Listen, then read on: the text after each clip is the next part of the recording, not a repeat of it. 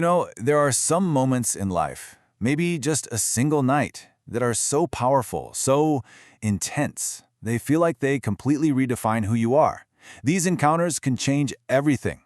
Today, we're jumping into one of the most incredible transformation stories ever told, the night a man named Jacob wrestled with God and walked away as a completely new person.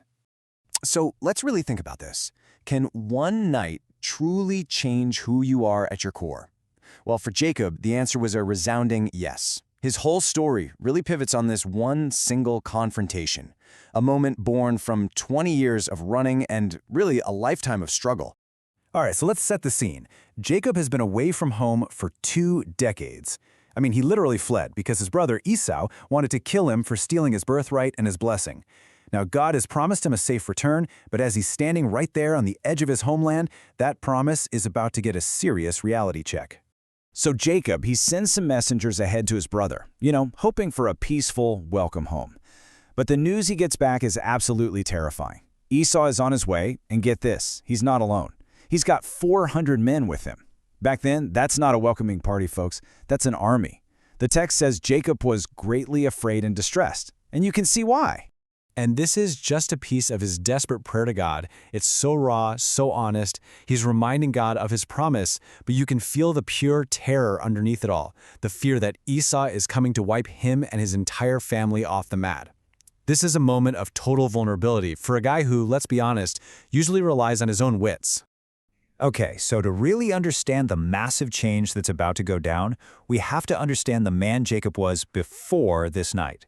For most of his life, his faith was, it was kind of conditional, and his go-to method for getting whatever he wanted was his own scheming and cunning. And this slide lays out such a fascinating contrast. Even in his moment of terror, Jacob's first instinct is to scheme. He splits his camp into 2, thinking, hey, if Esau attacks one, at least the other can get away. He sends wave after wave of expensive gifts to try and butter his brother up. These are the tactics of a man who trusts himself above all. And yet, here's the kicker. All of his real blessings, his wealth, his family, they came straight from God, often in spite of his scheming, not because of it. And this all goes right down to his name. The name Jacob literally means supplanter, or to come from behind. He's always been the underdog, the second-born twin who had to fight and trick his way into getting everything he got. His name was his identity. So after sending his family and all his stuff across the Jabbok River, Jacob makes this huge decision. He stays behind. He is totally, completely alone in the pitch dark. And that's when everything is about to change. Just imagine that for a second. The fear, the silence, the crushing weight of what's coming the next day. He sent away his family, his wealth, all of his worldly security. It's just him. And then, out of nowhere, a man appears and a physical fight just erupts. The text is super mysterious here. It doesn't say who this man is at first. It's just this raw, desperate brawl in the dead of night. And this isn't some quick scuffle. No, they wrestle for hours, all night long, right until the sun starts to come up. Jacob, the underdog, just refuses to give up. His sheer tenacity is on full display. Even when the man dislocates his hip with just a touch, Jacob hangs on. The angel says, "Let me go." And Jacob's response?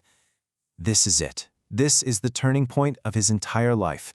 In this moment, he stops scheming. He stops relying on his own cleverness. He just clings to this divine being and demands the one thing he now knows he can't scheme his way into, a direct blessing from God.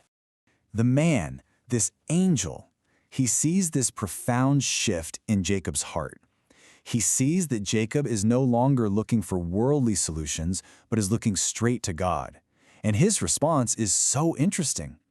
He doesn't just hand over the blessing. Nope. First, he asks a question. Now, come on. Obviously, this divine being knows Jacob's name. This question isn't for information. It's for Jacob. He's forcing Jacob to confront and say his own identity out loud one last time. I am Jacob. I am the supplanter, the schemer, the guy who always comes from behind. He has to own who he was to become who he's meant to be. And right after he confesses his name, the angel gives him a new one. Thy name shall be called no more Jacob, but Israel. This is the heart of the entire story, right here. He is no longer defined by his struggle against other people, but by his struggle with God.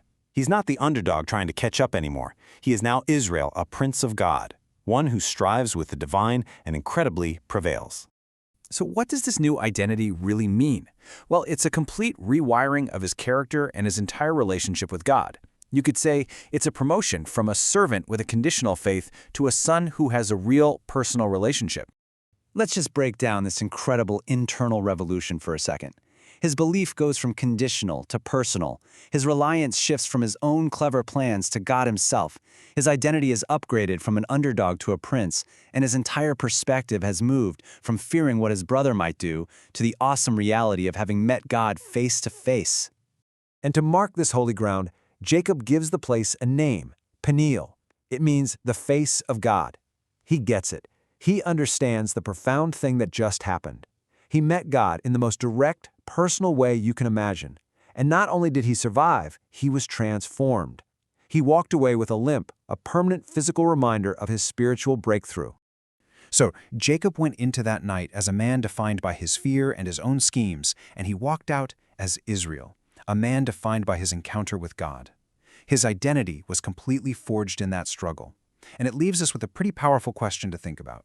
When we're tested, when we find ourselves wrestling in the dark, what is it that ultimately defines us?